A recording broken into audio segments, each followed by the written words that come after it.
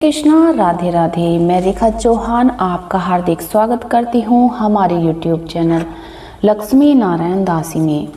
भक्तों, आज की वीडियो में हम अपने कान्हा जी को आपको नहलाकर दिखाएंगे कि मैं किस प्रकार से अपने कान्हा जी को नहलाती हूँ, स्नान कराती हूँ और वो किस प्रकार से बहुत प्रसन्न हो जाते हैं। तो गाइस, सबसे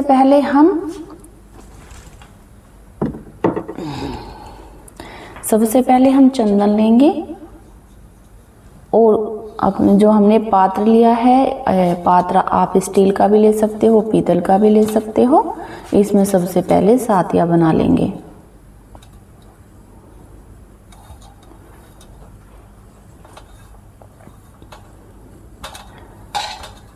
सातिया बन जाने के बाद हम अपने कान्हा जी को पात्र में विराजमान कर लेंगे और सबसे पहले हम अपने कान्हा जी के लिए थोड़ा सा शुद्ध गाय का देसी घी लेंगे। देखिए भक्तों, थोड़ा सा घी लेने के बाद थोड़े से घी को आप हाथ में लेंगे और हाथ में लेने के बाद आप अपनी उंगलियों से धीरे धीरे अपने कान्हा जी की मसाज करेंगे।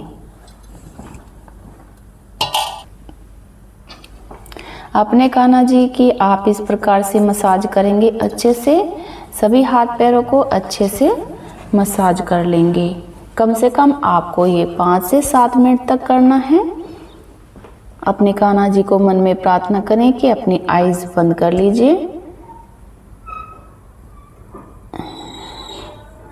देखो ठाकुर जी किस तरह से अपनी मसाज करा रहे हैं और कितने प्रसन्न लग रहे हैं। देखो 5 से 7 मिनट के बाद आप फिर चंदन से अपने कान्हा जी की मसाज करेंगे। नहलाने से पहले अच्छे से अपने कान्हा जी को हम चंदन लगा लेंगे। इस प्रकार से आप चंदन लगाने के बाद अच्छे से इस तरह से आप मसाज कर लेंगे। 2-4 मिनट के लिए इस तरह से छोड़ देंगे और उसके बाद हम ये कान्हा जी को नहलाने का पाउडर लेंगे।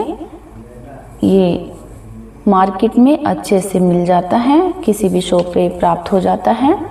आप जिस पे कान्हा जी की ड्रेसेस या मेकअप का सामान मिलता है, वहाँ पर आप जाकर इसको ले सकते हैं और फिर इसके बाद अच्छे से मसाज कर देंगे। इस पाउडर से जैसे हमारे कान्हा जी काले पड़े होते हैं, उनका रंग डल हो जाता है, तो वो सुंदर से निखर जाते हैं। और अच्छे से मसाज करते हुए हम अपने कान्हा जी को नहला लेंगे। उसके बाद हम एक पानी का लोटा लेंगे और उसमें थोड़ा सा गंगा जल डाल लेंगे। गंगा जल डाल लेने के बाद आप अपने कान्हा जी को इस प्रकार से अच्छे से स्नान कराते हुए, एक हाथ से अच्छे से हल्की सी मालिश करते हुए कान्हा जी को नहला लेंगे।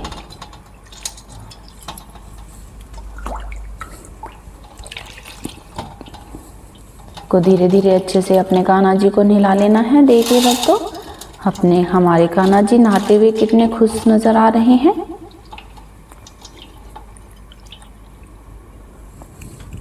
इस प्रकार से आप अपने कान्हा जी के ऊपर जो कोई भी फूल आपके पास प्राप्त हो, कान्हा जी पर ऐसे वर्षा कर दीजिए। ऐसा करने से हमारे ठाकुर जी बहुत ही ज़्यादा प्रसन्न हो जाते हैं।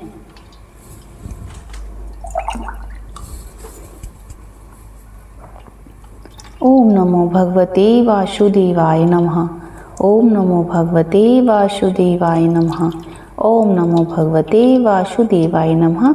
ऐसा कहते हुए आप ऐसा 11 या 21 बार बोलते हुए अपने कान्हा जी को स्नान कराएं।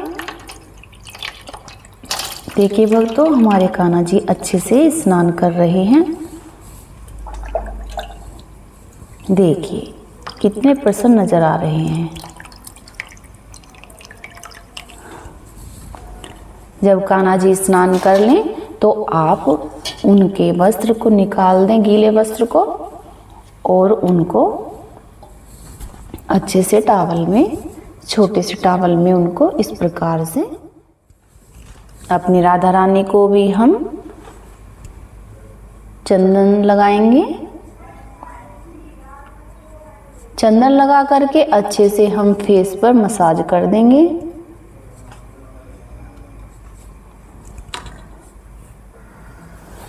मसाज करने के बाद आप फिर यही पाउडर जो हमने अपने ठाकुर जी को लगाया था, अपनी राधा रानी को भी इस प्रकार से अच्छे से इस पाउडर की मसाज कर देंगे। धीरे धीरे अपने हाथों से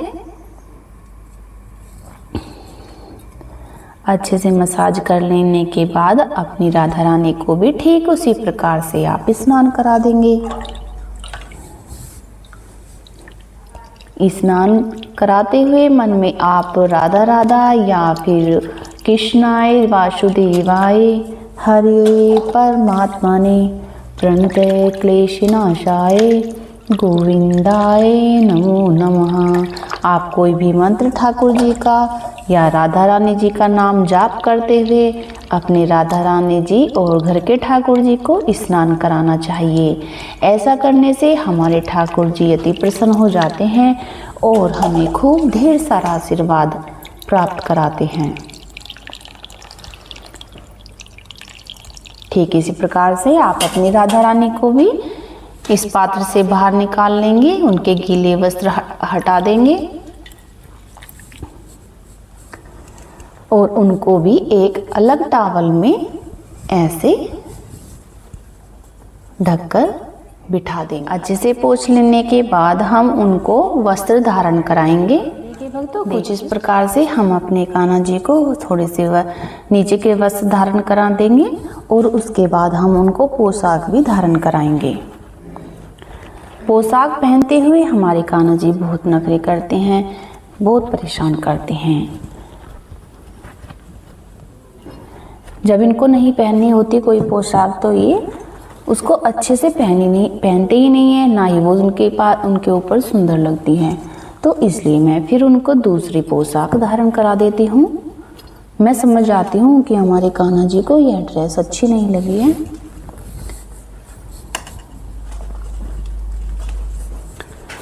देखिए, इस प्रकार से हम अपने ठाकुर जी को ड्रेस बना देंगे। ड्रेस पहनने के बाद हमारे कान्हा जी कितने प्यारे लग रहे हैं। हम अपनी राधा रानी को भी इस प्रकार से ड्रेस बना देंगे। राधा रानी ने भी हमारी राधा रानी ने भी पोशाक धारण कर ली है। इसके बाद हम अपने ठाकुर जी और राधा रानी को कुछ आभूषण पहना देंगे। देखो भक्तों, गर्मियां हैं तो इसलिए मैं अपने ठाकुर जी को ज़्यादा आभूषण नहीं पहनाती हूँ और उनको मुकुट भी नहीं लगाती हूँ। मौसम थोड़ा ठीक होता है तो लगा देती हूँ, क्योंकि हमारे कान्हा जी को बहुत पसीने आते हैं तो इससे उनको परेशानी ना हो, इसलिए मैं उनको कम आभूषण ही धारण कराती हूँ। और कई बार तो मैं बिल्कुल भी नहीं कराती, क्योंकि मुझे मन से ऐसा लगता है कि आज उनको ज़्यादा गर्मी लगी है तो इसलिए वो आज कम वस्त्र धारण करेंगे और आभूषण भी कम धारण करेंगे। इसलिए मैं समझ जाती हूँ। तो हमारे ठाकुर जी, और उसके बाद मैं अपने ठाकुर जी को थोड़ा इत्र लगाऊंगी इस प्रकार से, ताकि पूरे दिन वस्त्रों में खुशबू रहे। अच्छे से चारों तरफ कपड़ों में, कान्हा की ड्रेस में इस तरह से हमें इत्र लगा देना चाहिए।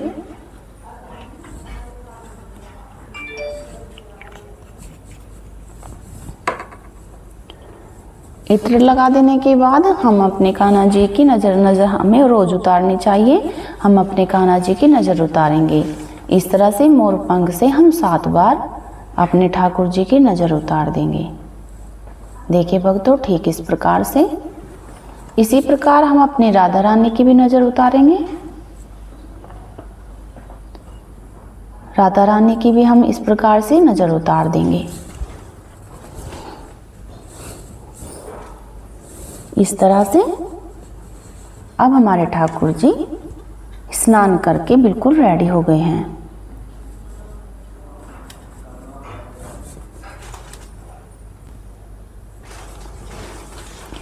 हमारे ठाकुर जी कुछ इस प्रकार से तैयार होकर, आप कमेंट में बताना हमारे ठाकुर जी किस तरह से लग रहे हैं, कितने सुंदर लग रहे हैं। मुझे तो बहुत ज़्यादा अपने ठाकुर जी सुंदर लगते हैं।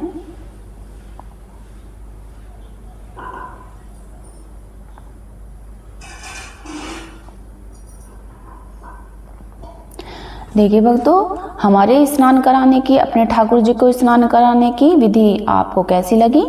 मैं तो इसी प्रकार से अपने ठाकुर जी को स्नान कराती हूँ।